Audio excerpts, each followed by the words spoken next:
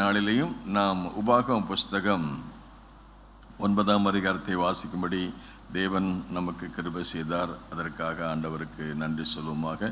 ஒவ்வொரு நாளும் ஆண்டவருடைய வசனத்தை வாசித்து தியானம் பண்ணுவதிலே தேவன் நமக்கு கிருபை கொடுக்கிறார். கர்த்தருடைய வேதம் என் மன மகிழ்ச்சி. தாவீது ராஜா சொல்றாரு, உம்முடைய வேதம் என் மன மகிழ்ச்சி. அல்லேலூயா சொல்லுமா. எத்தனையோ பேருக்கு மகிழ்ச்சி, எத்தனையோ காரியங்கள் இருந்தாலும் தாவீது ராஜாவுக்கு எத்தனையோ வேலை இருக்கும். அத்தனை வேலைகள் மத்தியிலும் கூட your law is my delight. உம்முடைய வசனம், உம்முடைய சட்டம், உம்முடைய பிரமாணம், உம்முடைய வார்த்தை, மனுஷர்கள் உம்முடைய வசனத்தை காத்து நடவாதபடினாலே என் கண்களது நீர்த்தாரைகள் ஓடுகிறதுன்னு சொல்றார். உம்முடைய வசனம் தேனிலும் தெளிதேனிலும் மதுரமானது. தேன் சொல்லி பார்க்கும்போது, அன்றைக்கு நான் ஏற்கனவே சொன்னு நினைக்கிறேன், ஒரு வைத்தியர் நாகர்களும் வந்தவர், ஐயா சுத்தமான தேனை அப்படின்னாரு. அப்போ அவர் எனக்கு என்ன செஞ்சார்னா, அந்த நெல்லிக்காயிலையும் போட்டு கொடுத்தாரு, தேனை நெல்லிக்காயில் போட்டு ஊற வச்சு கொடுத்தாரு, இஞ்சியும் ஊற வச்சு கொடுத்தாரு. இவ்வளோ நாள் ஆச்சா கெட்டு போயிருமா அப்படின்னு. அப்போ அவர் சொன்ன ஒரு வார்த்தை, தேன் தானும் கெடாது, தன்னை சார்ந்தவர்களையும் கெடாதான். ஆமென். ஆகவே ஆண்டவர் ஸ்தோத்திரம். ஆண்டவர் தாவீது மூலமாக சொல்லும்போது, உம்முடைய வசனம் தேனிலும் தெளிதேனிலும் அது மதுரமானது. அப்படின்னால் ஆண்டவருக்கு ஸ்தோத்திரம். இது ருசி உள்ளது, இது நமக்கு பலன் உள்ளது, இது நமக்கு வல்லமை உள்ளது, இது நமக்கு உயிர். ஆமென். உம்முடைய வசனம் என்னை உயிர்ப்பிக்கிறது. It's revive me. அது என்னை புதுப்பிக்கிறது. renew me and revive me. புதுப்பிக்கிறது. நம்ம ஒவ்வொரு நாளும் காலில் வந்தவுடனே நமக்கு ஒரு energy. we need sufficient strength. அது நமக்கு மாம்சத்துலேயும் தேவை, நம்ம ஆவியிலையும் தேவை. ஆவியானவர் நம்ம நடத்தும் போது இந்த மாம்சமும் நம்ம என்ன செய்யுது, நம்ம உற்சாகப்படும். ஆகவே தான் அதிகாலையில் நீங்கள் தேடி வந்திருக்கீங்க. வேதம் சொல்லுது, அதிகாலையை தேடுகிறவன் என்னை கண்டடைவான். காலை தோறும் உடைய கிருபைகள் எனக்கு புதிதாக இருக்கிற ஆண்டவரே. காலையிலே முகத்தை தேடுறது. ஆபிரகாம் காலையிலே அந்த ஈசாக்கை பலி செலுத்த போனான்னு பார்க்குறோம். ஆகவே அநேக பரிசுத்தமான அதிகாலையில் இயேசு அதிகாலையில் ஆண்டவரை தேடி போனார். ஆகவே காலையிலே கர்த்தரை தேடி வருவது, கர்த்தரை கண்டடையத்தக்க சமயத்தில் அவரை தேடுங்கள், அவர் சமீபமாயிருக்கல், அவர் நோக்கி கூப்பிடுங்கள் என்று சொல்லி பார்க்கிறோம். ஆகவே இந்த காலை ஆராதனையிலே வந்த எல்லாரையும் கர்த்தவங்களை ஆசீர்வதிப்பார். ஞாயிற்றுக்கிழமை மட்டும் இல்லை, டெய்லி மார்னிங் சர்வீஸ். அதுக்காக ஆண்டவர் ஸ்தோத்திரம். ஆகவே இந்த நாளிலே நம்முடைய வழக்கத்தின்படி நாம் அனுதினம் வாசிக்கிற வார்த்தையின்படி இன்றைக்கு நாம் 9ஆம் அதிகாரம், the book of Deuteronomy chapter 9, 9ஆம் அதிகாரத்தை நாம் வாசித்து பார்க்கும் பொழுது கர்த்தர் சொன்ன ஒரு வார்த்தை. எல்லாம் முதலாவது 9ஆம் அதிகாரம் முதலாம் பகுதி சொல்லுங்க. இஸ்ரவேலே, எல்லாம் சொல்லி, இஸ்ரவேலே கேள், உன் தேவனாய் கர்த்தர் ஒருவரே. இஸ்ரவேலில் பிறக்கும் ஒவ்வொரு குழந்தையும் எடுத்து ஆசாரியம் சொல்ல வேண்டியது. 8ஆம் புஸ்தகத்தை சொல்ல, இஸ்ரவேலே கேள், உன் தேவனாய் கர்த்தர் ஒருவரே. அந்த குழந்தைக்கு புரியாது. அந்த குழந்தைக்கு புரியாட்டலும் அது பிறந்து 40 நாள் அல்லது 8ஆவது நாள் அவங்க ஆண்டோடைய சமூகத்தில் கொண்டு வந்து இந்த குழந்தைய அவங்க என்ன செய்ய எடுக்கும்போது அந்த கையில் ஆசாரியன் எடுத்து, இஸ்ரவேலே கேள், உன் தேவனாய கர்த்தர் ஒருவரே. ஆகவே கேட்கறதுக்கு முதலாவது கேள்வி.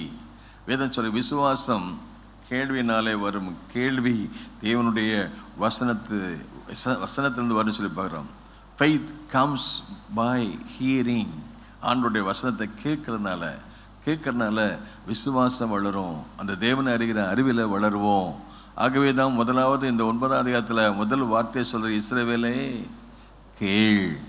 நான் ஆண்டவருடைய வார்த்தையை சொல்லும்போது நம்ம திருவசனத்தை கேட்குறவங்களாக மாத்திரம் முதல்ல என்ன செய்யணுமா, அதன்படி முதலாவது லிசன், ஸ்டாப், லிசன், ப்ரொசீட். நிற்க, கேட்க, செல்க.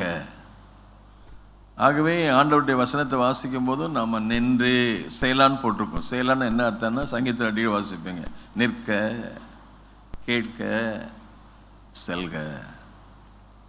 ஆகவே இஸ்ரவேலே கேள், உன் தேவனாய் கர்த்தர் ஒருவரே. 8ஆம் புஸ்தகத்தில் இங்கே வாசிக்க 9ஆம் அதிகாரம் சொல்லப்பட்டிருக்கிற 6ஆம் அதிகாரம் 9ஆம் அதிகாரங்களில்.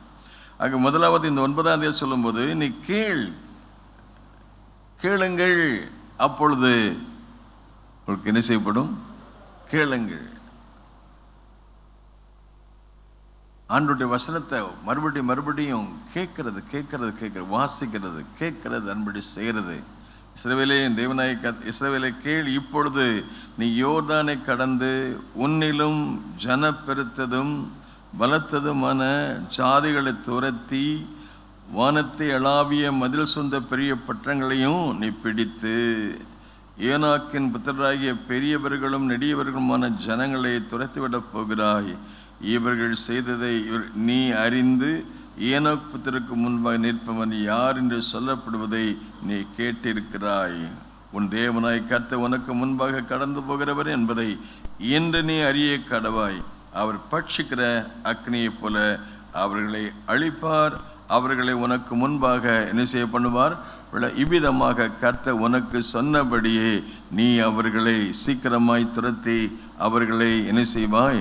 அழிப்பாய் என்று சொல்லி ஆண்டவர் அவர்களுக்கு முன்னேறி செல்வதற்குரிய ஆலோசனைகளை கர்த்தர் கொடுக்கிறதை பார்க்கிறோம். அவருடைய வனாந்திர யாத்திரையிலே எகிப்தில் 430 வருஷம் கஷ்டப்பட்டாங்க, கண்ணீர் விட்டாங்க, கதறி அழுதாங்க, பெருமூச்சு விட்டு கர்த்தரை கூப்பிட்டாங்க. ஆண்டவரே, எங்களுக்கு இந்த அடிமைத்தனம் வேண்டாம், எங்களுக்கு ஒரு விடுதலை தாங்க, எங்கள் கண்ணீருக்கு பதில் செய்யுங்க, பார்வோனுடைய பழு சுமை எங்களால் தாங்க முடியல. அப்படி இந்த காலை ஆராதனையிலையும் பலவிதமான பழு பார சுமையினால் பாதிக்கப்பட்டு நீங்கள் முந்திருக்கலாம். ஆனால் ஆண்டவருக்கு ஸ்தோத்திரம். நம்முடைய ஆண்டவருடைய வார்த்தையில் ஒன்று மத்தேயு 11:28 சொல்கிறாரு, வருத்தப்பட்டு பார சுமக்கிறவர்களே நீங்கள் எல்லாரும் என்கிட்ட பாருங்க, நான் உங்களுக்கு என்ன கொடுக்குறேன்? ஆமென் ஆமென் சொல்லும். அல்லேலூயா. நீங்கள் எவ்வளோ பாரம் இருந்தாலும் பரவாயில்ல. எகிப்தில் அவங்க பாரத்தை சுமந்தது போல் ஒருவேளை பாரம், ஒருவேளை சரீரத்திலையா, பலவீனமா, சுகவீனமா, பொருளாதாரமா, ஆவிக்குரிய காரியங்களில் ஏற்பட்ட குறைபாடுகள், பலவீனங்கள், உங்களை சுமக்க முடியாத பாரங்கள், பொருளாதாரத்தில் பாதிப்பு ஏற்படலாம், உங்கள் வாழ்க்கையில் பலவீனம் ஏற்பட்டுக்கலாம், அல்லது உங்கள் குடும்பத்தில் ஒரு கஷ்டமான சூழ்நிலை, அதை தாங்க முடியாத பாரமாக உங்கள் வாழ்க்கையில் இருக்கலாம். ஆனால் ஆண்டவருடைய அழைப்பு என்னவென்றால் வருத்தம் நம்ம வாழ்க்கையை வருத்தப்படுத்துறது. நம்ம வாழ்க்கையில் சந்தோஷப்படுகிற காரியம் இருக்குது, நம்முடைய வாழ்க்கையில் வேதனைப்படுற காரியங்கள் இருக்குது, நம்ம வாழ்க்கையில் வருத்தப்படு. நம்முடைய பர்சனல் லைஃப்பில், நம்ம ஃபேமிலியில், புருஷனோ மனைவியோ பெற்றோரோ பிள்ளைகளோ தொழிலோ அல்லது ஊழியமோ அல்லது வேறு எந்த அறியில் பொருளாதாரத்திலேயோ ஒரு பாதிப்பு, ஒரு வருத்தம், ஒரு கஷ்டம், ஒரு கண்ணீர், இவைகளினால் பாதிக்கப்பட்ட மக்கள், வருத்தத்தினால் பாதிக்கப்படுற மக்கள் ஏராளம் உண்டு. ஆகவே ஆண்டவர் சொன்ன வருத்தப்பட்டு, அப்புறம் என்னது? பாரம் சுமக்க முடியாத பாரத்தோடு இந்த காலை யாரை வந்தீங்களா? அந்த காலத்தில் சுமைதாங்கின்னு ஒன்று இருக்கும். சுமைதாங்கின்னு சொன்னால் அந்த நாட்கள் இன்னைக்கு இருக்கிற போக்குவரத்து வசதி இல்லை. இன்னைக்கு இருக்கிற 2 வீலரோ 4 வீலரோ அல்லது விமானமோ அன்றைக்கு இல்லை. அவங்க நடந்தே தான் பிரயாணம் பண்ணணும். எனக்கெல்லாம் அவருக்கு என்னுடைய முன்னோர்கள், நானும் சின்ன வயசில் 7-8 வயசுலலாம் ஒரு நாள் மூடு நடந்தே போயிருக்கிறேன். நடந்தே போவாங்க. நடந்து போய் சும்மா போக மாட்டாங்க. அல்ல, அவங்களுக்கு போகிற ஒரு இடங்களில் கீழே நல்ல சுமையை சுமந்து கொண்டு போவாங்க. அரிசி இருக்கும், பருப்பு இருக்கும், பாத்திரம் இருக்கும். போகிற வழியில் எங்கேயாவது இருந்து அங்கே என்ன செய்வாங்கன்னா சமைச்சிட்டு அந்த பாரத்தை இறக்கி வைக்கிறதுக்கு சுமை தாங்கின்னு ஒரு கல் இருக்கும். ஒரு கல் 2 நல்லக்கு நட்டத்து மேலே ஒரு நீளக்கல்லை போட்டிருப்பாங்க. அந்த கல்லை இவங்க போகிற சுமை இறக்கி வச்சு அந்த இடத்துல கொஞ்சம் இளைப்பாரி அங்கே ஒரு அடுப்பை வச்சு சாப்பாடு பொங்கி அதை சாப்பிட்டுட்டு கொஞ்சம் இளைப்பாரிட்டு போகும். இதுதான் அந்த நாட்களில் வழி நடுக அவங்க பயணம். இப்போல்லாம் அது மாறிப்போச்சு. ஆகவே அந்த நாட்கள்லாம் நடக்குன்னா ஒரு நாள் முழு காலையும் சாயங்காலம் வரைக்கும் நடக்கிறப்படும். அப்போ பாரம் சுமந்துட்டு போவாங்க. சுமக்கிற அந்த பாரத்தை இறக்கி வைக்கிறதுக்கு சுமை தாங்கி. இன்றைக்கு நமக்கு ஒரு சுமை தாங்கி, இயேசுவே நமக்கு சுமை தாங்கி. காலையில் பாரத்தோடு வந்திருக்கீங்களா? அதிகாலையில் ஆண்டவர் தேடி வந்திருக்கீங்களே? வருத்தப்பட்டு, எல்லாம் சொல்லுங்க, வருத்தப்பட்டு பாரம் சுமக்கோலே நீங்கள் எல்லாரும் எங்கிட்ட வாருங்க, நான் உங்களுக்கு ஆமென் அல்லேலூயா உங்களுக்கு ஆறுதல் கொடுக்குறேன். உங்கள் பாரத்தை என் மேலே வச்சிருங்க. கர்த்தர் மேல் பாரத்தை வைத்து விடு, அவர் உன்னை ஆதரிப்பார். ஆமென் ஆமென் சொல்லுங்களேன். என் சுமையை சுமக்கிறதுக்கு நான் யாரும் இல்லைன்னு நினைச்சேன், ஆனால் நீங்கள் என் சுமையை சுமப்பதற்காக ஸ்தோத்திரம். அப்புறம் சொல்றார் 29ஆம் வசனத்தில், மத்தேயு 11:29 என்ன சொல்ல பாருங்க, நான் எப்படி இருக்கிறேன்? உன் பாரம் எவ்வளவு இருந்தாலும், உன் பிரச்சனை எவ்வளோ இருந்தாலும் நான் பொறுமையா சுமையை சுமப்பதற்கு நாம் சாந்தமும் நான் மனத்தாழ்மையும் ஜெனரல்னஸ். நான் சாந்தமாக இருக்கேன், மனத்தாழ்மையாக இருக்கிறேன். ஆகவே ஏன் நுகத்தை நீ உன் நுகத்தை நான் ஏற்றுக்கிறேன், உன் பாரத்தை நீ ஏமையில் வச்சிரு. ஆனால் எனக்கு ஒரு பாரம் இருக்குது. ஆண்டவருக்கு ஒரு பாரம் என்னென்னா ஆத்துமாதாயம், அவருடைய பணி, அவருடைய ஊழியத்தை செய்கிறது.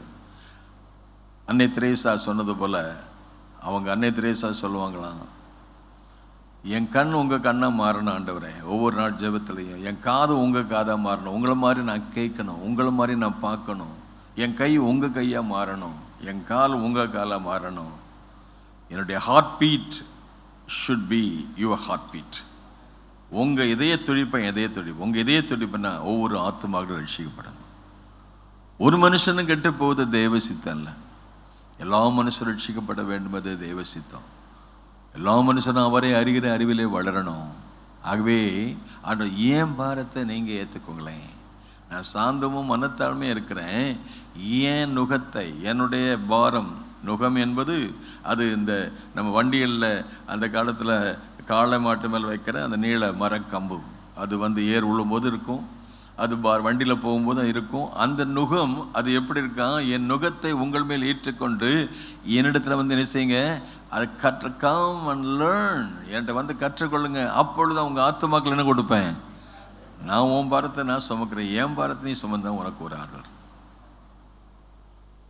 அப்புறம் 30ஆம் வசனம் கூட பார்த்தீங்கன்னா அவர் என்ன சொல்றாரு, என் நுகம் இப்படி இருக்குமா, என்னுடைய நுகம் அது எப்படி இருக்கும், மெதுவாக இருக்கும், என் சுமையும் அது லகுவாக இருக்கு. நீ நினைக்கிற மாதிரி அது பாரம் மாறாது. அவருடைய வசனமோ, அவருடைய கட்டளையோ, அவருடைய பிரமாணமோ, அவருடைய சமூகமோ அது நமக்கு சுலபமாக லகுவாக இருக்கு. என் நுகம் அது இட் இஸ் ஈஸி அது டு கேரி. அந்த வசனத்தை, அந்த கட்டளையை, அவருடைய சித்தத்தை, அவருடைய திட்டத்தை நாம் அவருடைய பணியை செய்வதற்கு கர்த்தர் நமக்கு உதவி செய்வாராக. நம்முடைய பாரத்தை எடுத்து அவருடைய அன்பையும் அவருடைய இரக்கத்தையும் அவருடைய வசனத்தையும் நமக்கு தந்து கேரியான். பழைய ஏற்பாட்டில் உடன்படிக்கை பெட்டியை சுமந்து கொண்டு போகிறது மாதிரி கேரியான், என் பெட்டி உங்களுக்கு முன்னால் வரும். மேன் இங்கே அந்த நான் உனக்கு முன்னால் போவேன்னு சொல்கிறார். எத்தனை பேர் இந்த காலையில் எனக்கு முன்னால் போங்கன்னு நினைக்கிறீங்க? அமேன் சொல்ல. ஆண்டவரே எனக்கு முன்னால் இன்னைக்கு என்ன நடக்குன்னு தெரியாது. Each and every second, every minute is not in our hand, it's all in God's hand. அடுத்த செகண்ட் என்ன நடக்குது, அடுத்த நிமிஷம் நமக்கு என்ன நடக்குது.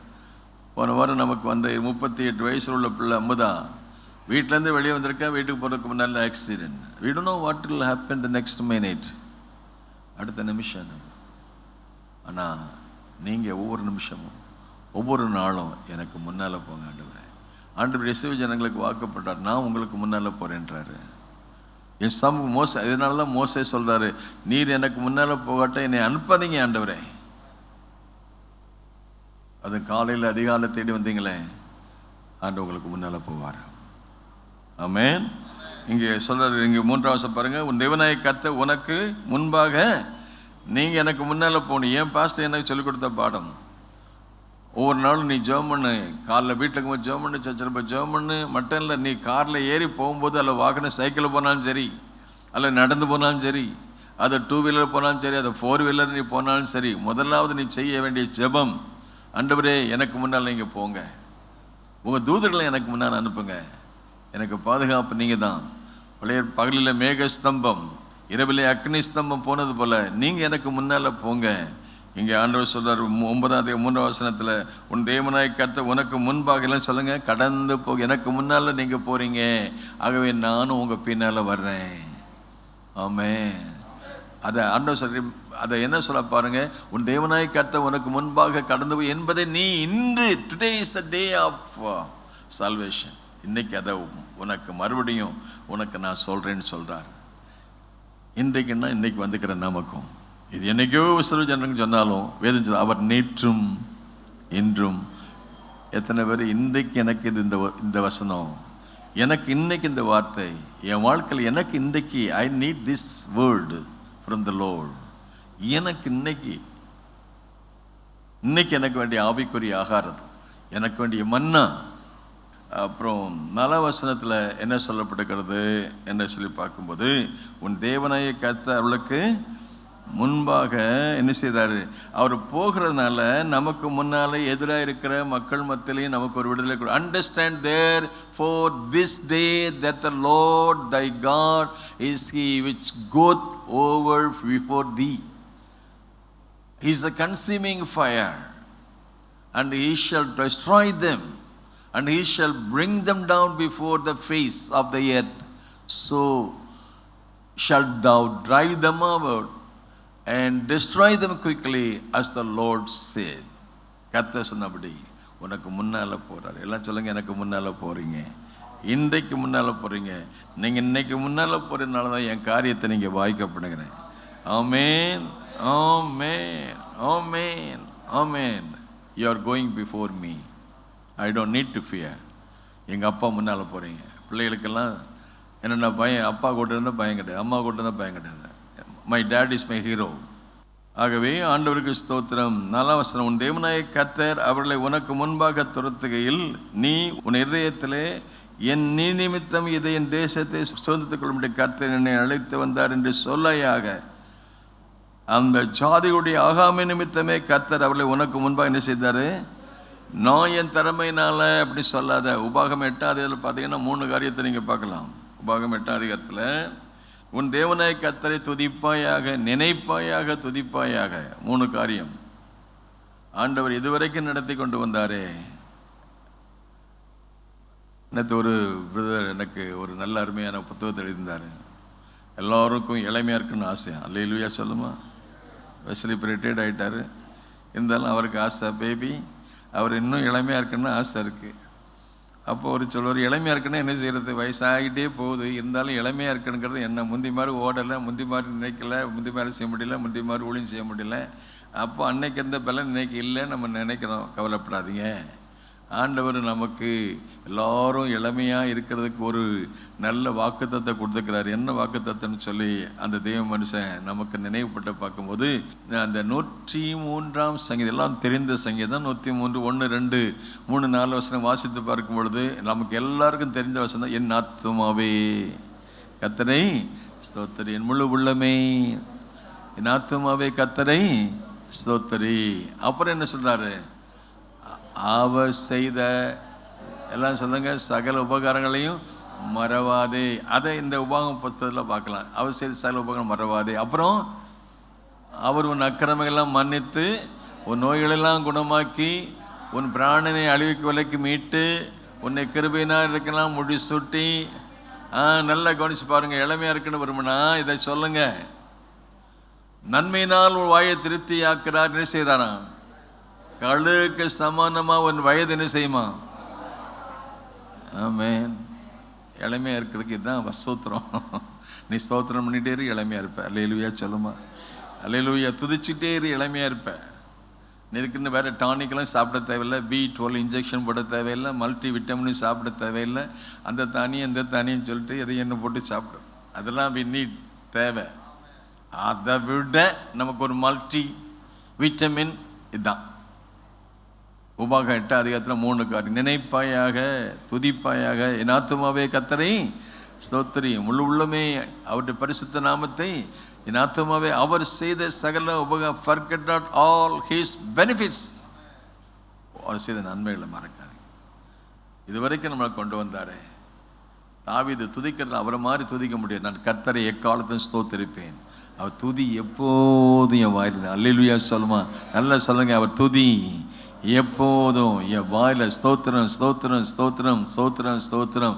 உதடுகளின் கனியாகிய ஸ்தோத்திர பலியை, உதடுகளின் கனியாகிய ஸ்தோத்திர பலியை இயேசுவின் நாமத்தினாலே செலுத்துகிறேன் நான்.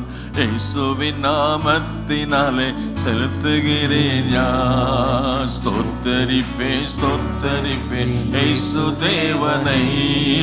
ஸ்தோத்தரிப்பேன், ஸ்தோத்தரிப்பேன் இயேசு தேவனை. என் ஜீவனுள்ள நாட்களெல்லாம் ஸ்தோத்தரிப்பேன் யான். என் ஜீவனுள்ள நாட்களெல்லாம் ஸ்தோத்தரிப்பேன் யான். என்னுடைய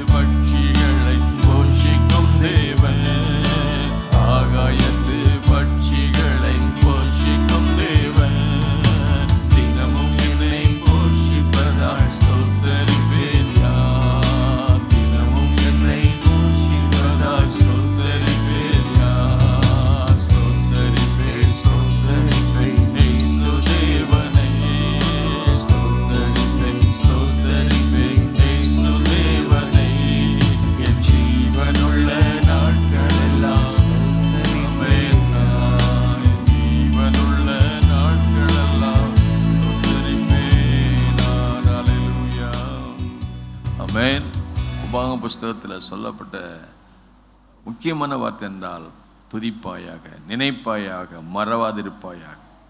மறக்காத, நினைச்சுப்பார். அதுதான் டீட்ரானமே, துணையாகமும். துதிப்பாயாக, நினைப்பாயாக. உன்னை 40 வருஷம் நடத்திட்டு வந்தார். உண்ண உணவும் உடுக்க உடையும் இருக்க இடம் தந்து, அந்த வனாந்திரத்தில் அவங்களுக்கு ரேஷன் கடைலாம் இல்லை, அவங்களுக்கு என்ன ஹோட்டல் சரவண பவனும் கிடையாது, எந்த இதுவும் கிடையாது. ஆனால் அவங்களுக்கு வேண்டிய ஆகாரத்தை அவர் கொடுத்து, உண்ண உணவு கொடுத்து, உடுக்க வஸ்திரத்தையும் கொடுத்து, இருக்க இடம் கொடுத்து. அன்றைக்கு ஒரு ஹாஸ்பிட்டல் கிடையாது. 40 வருஷமாக அவங்க வஸ்திரம் பழமையாக போகலை, அவங்க பாதரட்சையும் கிழிஞ்சு போகலை, அவங்கள உடல்நலமும் குறைஞ்சு போகல. ஆமேன். அந்த நடந்து நடந்து நடந்த வனாந்திரத்தை சுற்றி வந்தால நல்ல அதை நினைச்சுப்பாரு.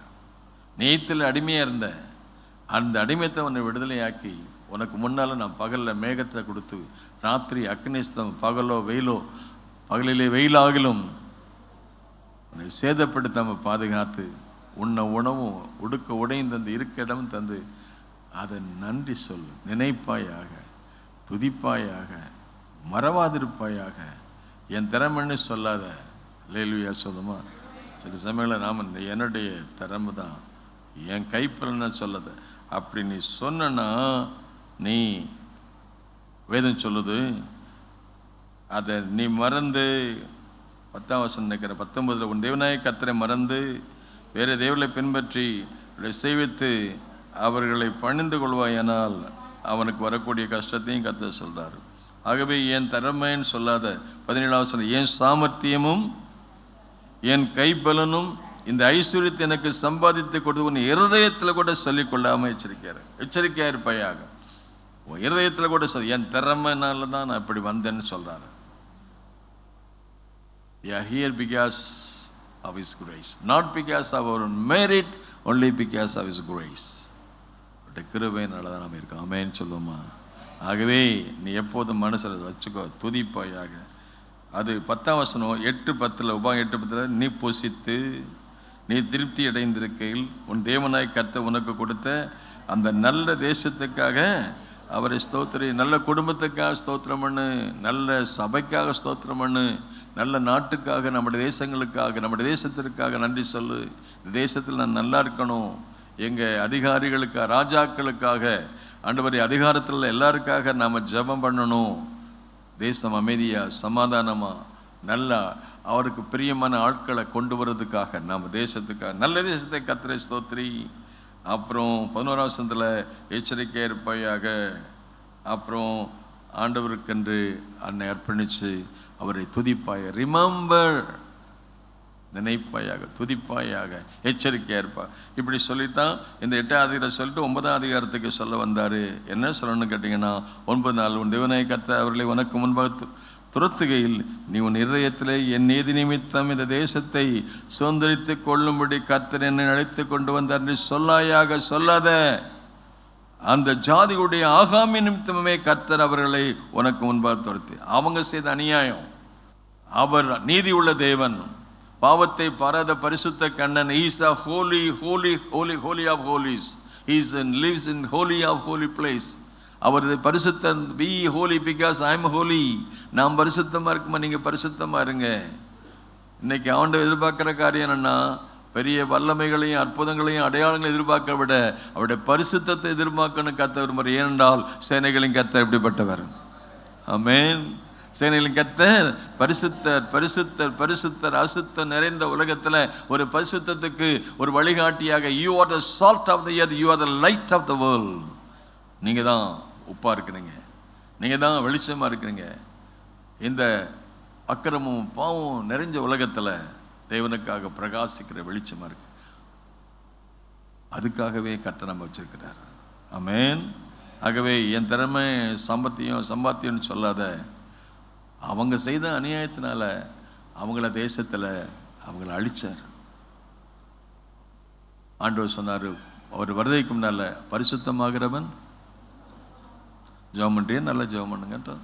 பைபிள் வாசிக்க நல்லா பைபிள் வாசிக்கட்டும். உபவாசம் பண்ணுறீங்க, ஒரு 40 நாளில் 80 நாளில் 100 நாள், அப்படி இன்னும் வருஷம் மாட்டோம். ஆலயத்துக்கு வந்து ஆராதிக்கிறவன் கொடுக்கட்டும், கொடுக்குறவங்க நல்லா கொடுக்கட்டும், பரிசுத்தமாகிறவன் ஆயிட்டேட்டோம். ஏன்னா அவர் பரிசுத்த சீக்கிரம் வரும்போது அவர்கிட்ட பரிசுத்த வரையில் போகணும். அடுத்த ஒரு குரூப்பு என்னது? பரிசுத்தமாகிறவன். அடுத்த குரூப் என்னது? அநியாயம் செய்கிறவன். You have freedom. உனக்கு முன்ன 2 காரியத்தை வைக்கிறாரு, ஜீவனை வைக்கிற, மரணத்தை வைக்கிற. எதை வேணும் செய்யலாம். அநியாயம் செய்கிற இன்னும் செய்யட்டும். நீ அநியாயம் பண்ணுறியா, பண்ணிட்டே இரு. இன்னும் என்னென்ன செய்யணுமோ எல்லாம் செய்யுங்க. ஆனால் அதுக்குரிய பலனையும் கற்று கொடுப்பார். பிரசங்க புஸ்தகத்தில் அடிக்கடி சொல்றது, எல்லாவற்றையும் கற்று நியாயத்தில் கொண்டு வந்து நிறுத்துவாராம். ஆமென். பிரசங்கி நிறைய காரியத்தை சொல்லிட்டு கடைசியில் 2 காரியம் சொல்றாரு. அந்த பிரசங்க புஸ்தகம் 12ஆம் கடைசி 2 வசனம் சொல்றாரு, எல்லாவற்றையும் நீ எதை வேணாலும் நீ செய். கடைசியில் பாருங்க, எல்லாம் சொல்லுங்க. 12ஆம் அதிகாரம் பிரசங்கி 12:14, ஒவ்வொரு கிரியையும் எல்லாம் ஒவ்வொரு அந்தரங்கமான, நீ அந்த மறைமுகமாக மனசில் என்ன வச்சிருந்தாலும் சரி, அதையும் நியாயம் தீர்ப்பார். அந்தரங்கமான ஒவ்வொரு காரியத்தையும், அது நன்மையானால் தீமையானாலும் தேவன் அதை நியாயத்தில் கொண்டு வந்து நிறுத்துவார். He is a greatest judge. நீதி உள்ள நியாயாதிபதி. ஆகவே அவருக்கு முன்னால எனக்கு என் வசனத்துக்கு நடுங்கிறவனை நோக்கி பார்ப்பேன். அன்றைக்கு பாபிலோன் தேசத்து ராஜா நடுங்கினான்னு பார்க்கிறோம். பெல்ஷாத்சார் நடுங்கினான். அவருடைய கையுறுப்பு சுவரில் எழுதப்போது. என் வசனத்துக்கு நடுங்கிறவனை நான் நோக்கி பார்ப்பேன். ஆகவே ஆண்டவருக்கு ஸ்தோத்திரம். நான் உங்களை அந்த தேசத்துக்கு கொண்டு போகிறேன். அதுக்கு முன்னால் நான் போவேன். உனக்கு முன்னால் இந்த தேசம் அவங்க செய்த அநியாயம் பயங்கரமானால அவங்கள அழித்து உங்களை கொண்டு போய் நிலை நிறுத்தி நின்றார். அல்லேலூயா சொல்லுமா. ஆகவே இந்த காலை ஆராதனை கூட நமக்கு முன்னே போகிறவர், அவருடைய வார்த்தையை கேட்போம், கீழ்ப்படிவோம், அவரை நினைப்போம், துதிப்போம், ஆராதிப்போம், அவருக்கு அர்ப்பணம் செய்வோம். கர்த்தர் நம்மை கொண்டு பெரிய காரியங்களை செய்வார். எல்லாரும் எழுந்து ஜெபம். ஆண்டவரே உமக்கு நன்றி. இந்த காலை ஆராதனையில் எங்களை கொண்டு வந்ததற்காக நன்றி. உம்முடைய நாம மகிமைப்பட நாங்கள் செபிக்கிறோம். இதுவரை கொண்டு வந்ததற்காக நன்றி. தொடர்ந்து நடத்துங்க. இதுவரை என்னை நீ நடத்தியதற்கு நான் எம்மாத்திரம், என் குடும்பம் எம்மாத்திரம். இதுவரை என்னை நீ சுமந்ததற்கு நான் எம்மாத்திரம், என் குடும்பம் எம்மாத்திரம். இதுவரை என்னை நீ நடத்தியதற்கு நான் எம்மாத்திரம், என் வாழ்க்கை எம்மாத்திரம். இதுவரை என்னை நீ சுமந்ததற்கு நான் எம்மாத்திரம், என் குடும்பம் எம்மாத்திரம். நான் கண்ட மேன்மைகள் எல்லாம் உக்கரத்தின் ஈவு,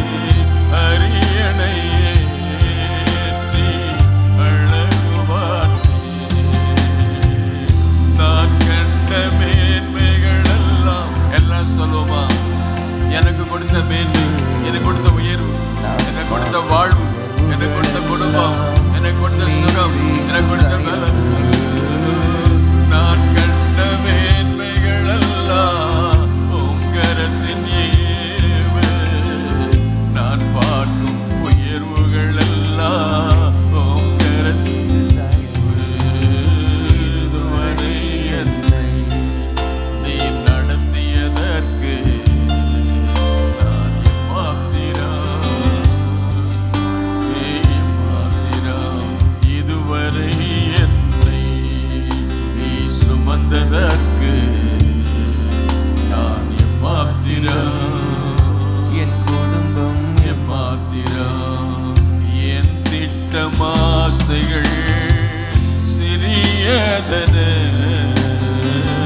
உம் திட்டம் கண்டவுடன் புரிந்து கொண்டேன், என் திட்டம் ஆசைகள் சிறியதன, உம் திட்டம் கண்டவுடன் புரிந்து கொண்டேன், தற்கால தேவைக்காய் உம்மை நோக்கி பார்த்தேன், தற்கால தேவைக்காய் உம்மை நோக்கி பார்த்தேன், தலைமுறை தாக்கும் திட்டம் தந்தேன், தலைமுறை தாக்கும் திட்டம் தந்தேன், நான் கண்ட மேன்மைகள் எல்லாம் உம் கரத்தின் ஈவு, நான் பார்க்கும் உயர்வுகள் எல்லாம் நீந்தும் தயவு, நான் கண்ட மேன்மைகள் எல்லாம் உம் கரத்தின் ஈவு, நான் பார்க்கும் உயர்வுகள் எல்லாம் நீந்தும் தயவு, நீரீந்தும் தயவு, நான் கண்ட மேன்மைகள் எல்லாம் உம் கரத்தின் ஈவு, நான் பார்க்கும் உயர்வுகள் எல்லாம் நீரீந்தும் தயவு, நீரீந்தும் தயவு, எல்லாம் சொல்லுமா, நீரீந்தும் தயவு, நான் பார்க்கும் உயர்வுகள் எல்லாம் கரத்தின் ஈவு, நான் பார்க்கும் உயர்வுகள் எல்லாம் நீரீந்தும் தயவு, நீரீந்தும் தயவு. Thank you, Jesus, for your presence in this place. Bless us. We need your presence. Let your presence go before us. Make a way for us. In the name of Jesus. எங்களுக்கு முன்னே சொல்லுங்க, வழி நடத்துங்க, உங்களுடைய அன்பையும் இரக்கத்தையும் தயவை நினைத்து பார்த்து உங்கள் உயர்த்த கிருபை தாரும். இயேசு நாம் ஜெபிக்கிறோம் பிதாவே. ஆத்துமாவே கர்த்தரை ஸ்தோத்திரி, உள்ளமே பரிசுத்தம் ஸ்தோத்திரி, ஆத்துமாவே கர்த்தரை ஸ்தோத்திரி, அவர் சேஷம் நம்முடைய கர்த்தராகிய இயேசு கிறிஸ்துவின் கிருபை, பிதாவாகிய தேவனுடைய அன்பு, பரிசுத்த ஆவியானுடைய ஐக்கிய சந்தோஷ சமாதானம் நாம் அனைவருக்கும் இருப்பதாக. God bless you all. Thank you.